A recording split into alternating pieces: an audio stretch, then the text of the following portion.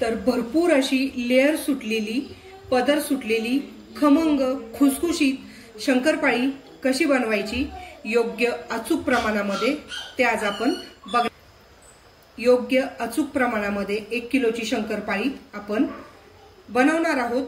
एकदम खुसखुशीत पदर सुटलेली अशी छान आणि सोप्या पद्धतीने शंकरपाळी कशी करायची ती आजच्या व्हिडिओमध्ये आपण बघणार आहोत. तर चला मग वेळ वाया न घालवता रेसिपीला सुरुवात करूया.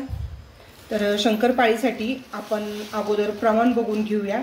मी घेतीये 1-1.5 वाटी साखर. ही साखर मोजून घेतोय वाटीनी. तुम्ही कुठलीही 1 वाटी निवडा आणि त्यामध्ये मग आता गोड किती अवलंबून आहे, गोड किती हवंय तुम्हाला त्यानुसार. आम्हाला थोडंसं गोड आवडतं त्यामुळे मी 1.5 वाटी साखर घेतली. त्यानंतर सेम वाटीनी 1 वाटी दूध घेते.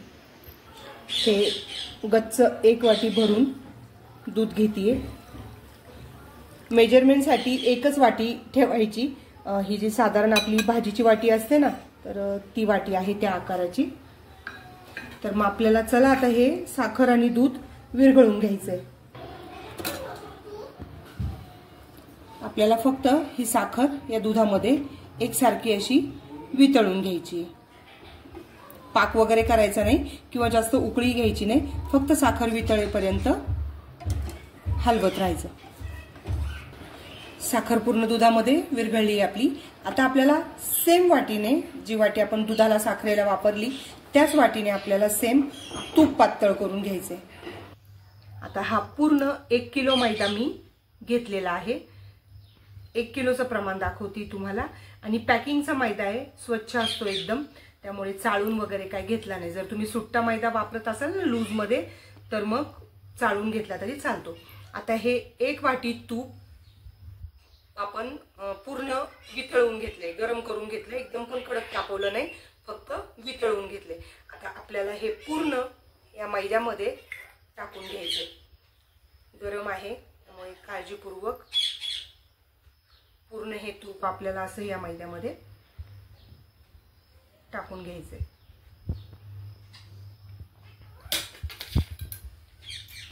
आणि हाताला चटका बसणार नाही याची काळजी घेऊन आपल्याला पूर्ण मैद्याला हे तूप लावून घ्यायचे. गरम असेल तर चमच्याचा वापर केला तरी चालेल. पूर्ण असं दोन्ही हाताने अगदी असं आपल्याला हे पूर्ण तूप, म्हणजे आपल्या शंकरपाळ्यांना आहे ना असे छान लेअर पडतात आणि शंकरपाळी अगदी खुसखुशीत होतात. असे पूर्ण हे तूप या मैद्याला असं चोळून घ्यायचे. तर सगळं तूप मी मैद्याला लावून घेते. तर बघू शकता तुम्ही पूर्णपणे तूप मैद्याला सगळीकडनं लागलं गेलंय आणि असा मैदा ओलसर ओलसर आपल्याला वाटतोय. हे बघा. आता आपण शंकरपाळ्याचा मैदा मळायला घेऊया. आता हे जे साखर आणि दूध वितळून घेतलंय ना, हे जसं लागेल तसं आता आपल्याला मैद्यामध्ये मळून घ्यायचं. हे पूर्णपणे थंड करून घ्यायचं आणि जसं लागेल तसं आता घट्टसर असं पीठ आपल्याला मळायचंय. आता जसं हवंय ना तसं हे साखर आणि दुधाचं मिश्रण घालून आपण मऊसर असा गोळा मळून घ्यायचा. जास्त रगडून नाही मळायचं, कारण तुपामध्ये मैदा भिजलाय ना, तर छान असे लेअर सुटले पाहिजे. त्यामुळे फक्त हलक्या हाताने हे पीठ जे आहे ना ते असं मिक्स करत चालायचं. सगळा गोळा आता मळून घेते.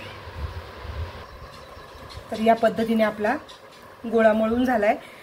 ते जे दुधाचं आणि साखरेचं मिश्रण होतं आणि ते तूप तेवढ्यामध्ये समप्रमाणात आपलं पीठ अशा पद्धतीने मळून होतं. जर तुम्हाला वाटलं की तुमचं पीठ थोडंसं कोरडं होतंय, तुम्हाला गरज वाटती दुधाची, तर आपलं साधं दूध 1-2 चमचे जरी घेतलं मऊ करून घेण्यासाठी तरी चालतं. पण मी सांगितलेलं जे प्रमाण आहे ना वाटीचं, साधारण ही 1/2 किलोची वाटी आहे, म्हणजे 1/2 किलो साखर या वाटीमध्ये आरामशीर बसते.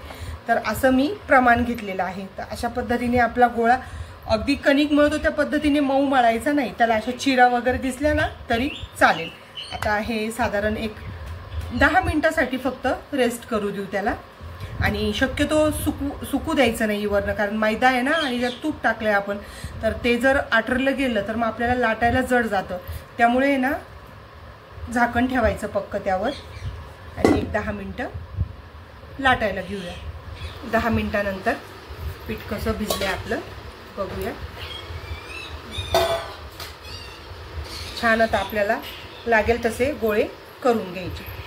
चपातीचा उंडा घेतोय ना त्यापेक्षा थोडासा मोठा घ्यायचा.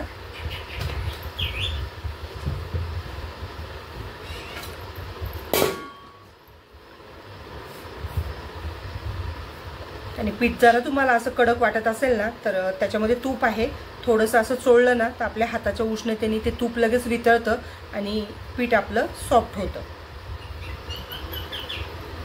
अशी एक लाटी तयार करून घेतली आपण.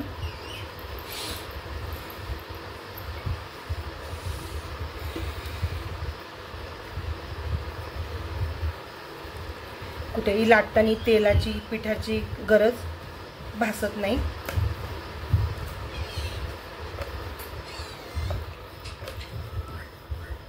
कडा चिरतात त्याच्या, तर काही हरकत नाही, लाटी लाटताना कडा चिरल्या तरी.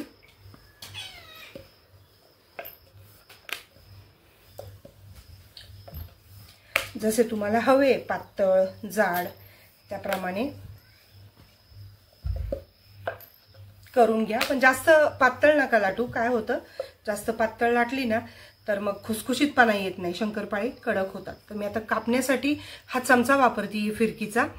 तुमच्याकडे शंकरपाळ्याचं लाटणं असेल, चाकू, तुम्ही कशानेही कट करू शकता. आता आपण अगोदर काय करायचंय, ह्या ज्या कडा आहेत ना ह्या कापून घेऊया. ह्या ज्या चीर गेलेल्या कडा आहेत ना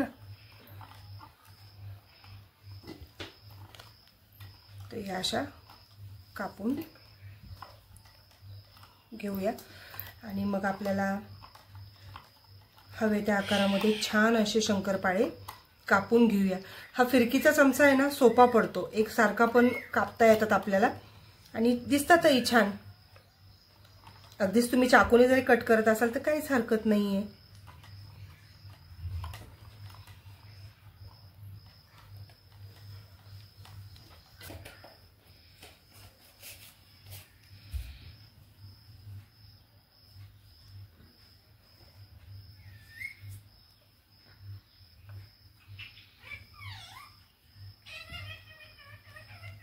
आता या पद्धतीने सगळी शंकरपाळी कट करून घेऊया.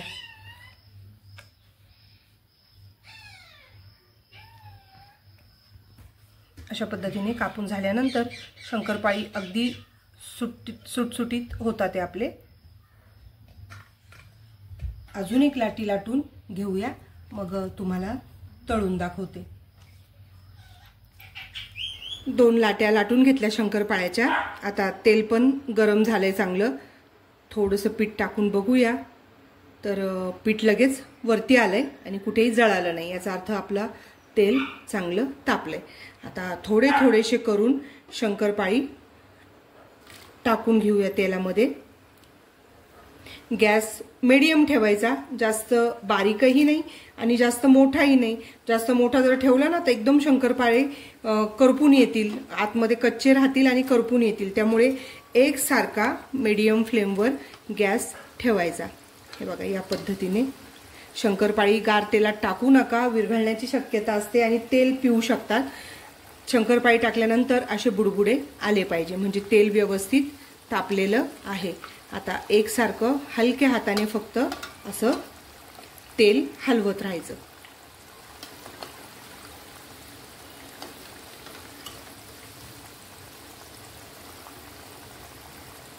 शंकरपाळ्याचा पूर्ण रंग पलटलाय बघू शकता.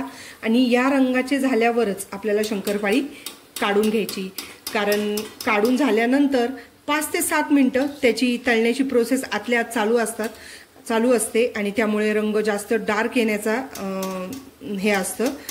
त्यामुळे या कलरची झाली की शंकरपाळी आपल्याला लगेच काढून घ्यायची, म्हणजे त्याला थंड होईपर्यंत आणखीन जास्त डार्क रंग येतो. शंकरपाळी बघू शकता तुम्ही, लेअर पण छान सुटलेले आहेत.